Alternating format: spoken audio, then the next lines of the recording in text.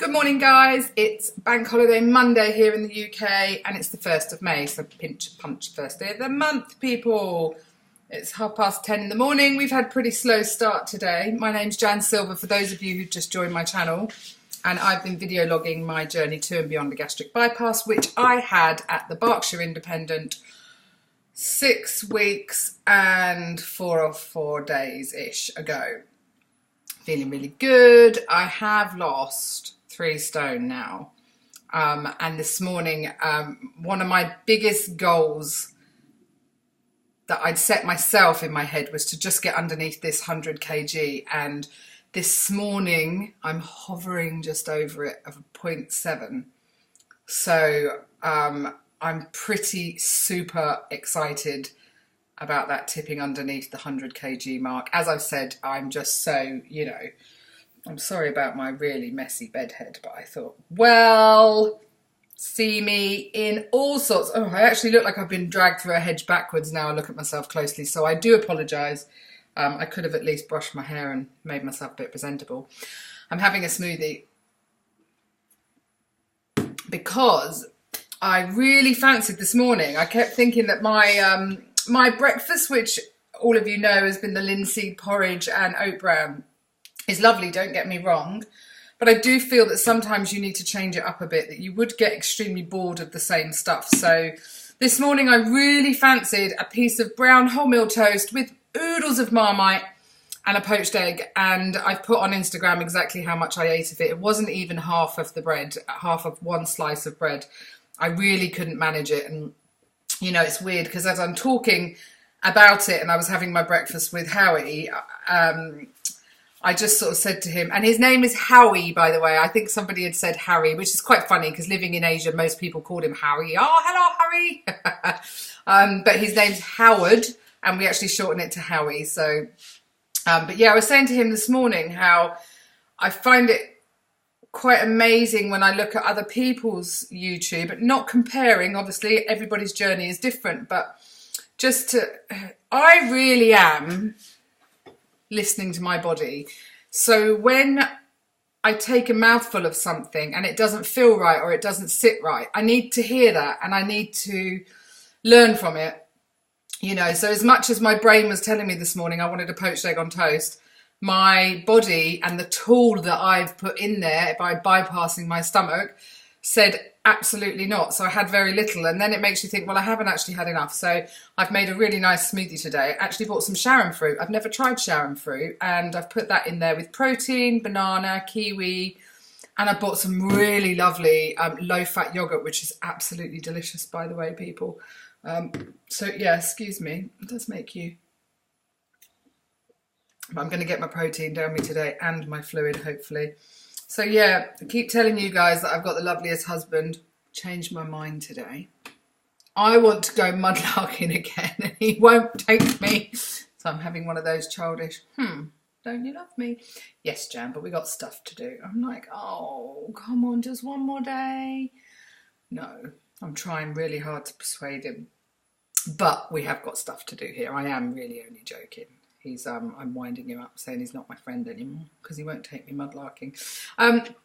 We've got his mother arriving from Australia on Wednesday. I pick her up from the airport, so we've got a visitor here for less than a week, I think. She's off on her travels around Europe and stuff, I think. So I pick her up on Wednesday. So today it's Monday today. I really need to get her room sorted, like where we have Willow here for lunches and stuff. I've got a high chair and all of Willow's play stuff in the guest room that I really need to clear out and get done. So that's my mission today. It's a bit of a boring one, isn't it? I wanted a much more exciting day. Probably, I think Harry didn't realise how long I would enjoy mudlarking for. But I'm really hoping if we can get our jobs done to persuade him to take me this afternoon. Yay. Then I can come home with more relics and show you, and oh, I loved it. I was researching last night how to clean the glass properly. I think I need to get some bicarbonate of soda and soak it in there, and I'll have a little go at things like that. That's my new nail polish, by the way. I thought it was quite summery, a nice bright orange. Quite liked that.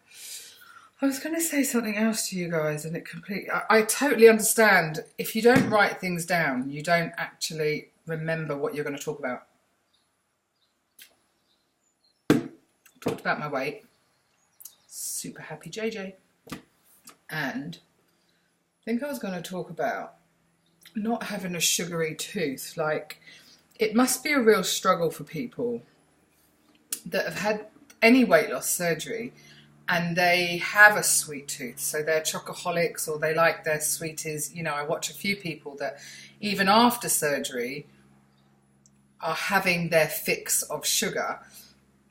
And as you can see from me, I don't have a sweet tooth. Now, last week at some point, I did really crave, I think mentally, some chocolate, but I put it down to hormones. I put that totally down to hormones. My husband's type 1 diabetic as well. So we should have emergency sugars in the house, which are normally in the form of a breakfast biscuit. Do you know the Belvita biscuits? That's what he would have if he was low in blood sugar. But I do know if there was a little bit of chocolate in the house last week, I would have had it. And luckily, I was able to grab some nuts and raisins, and the raisins gave me the sweetness that I needed. But that really, for me, it made me think, God, imagine if you were like that all the time and you were craving sweets and things like that. I've definitely been a savoury person most of my life. And I think, as I've said before, I get bored of hearing that from myself. You guys must do as well. I'll try and rephrase it.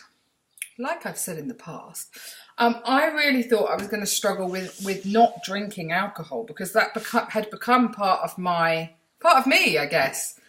You know, good old Jan with a glass of white wine and lots of ice. And I've been pleasantly surprised that I haven't missed that as much as I thought I would.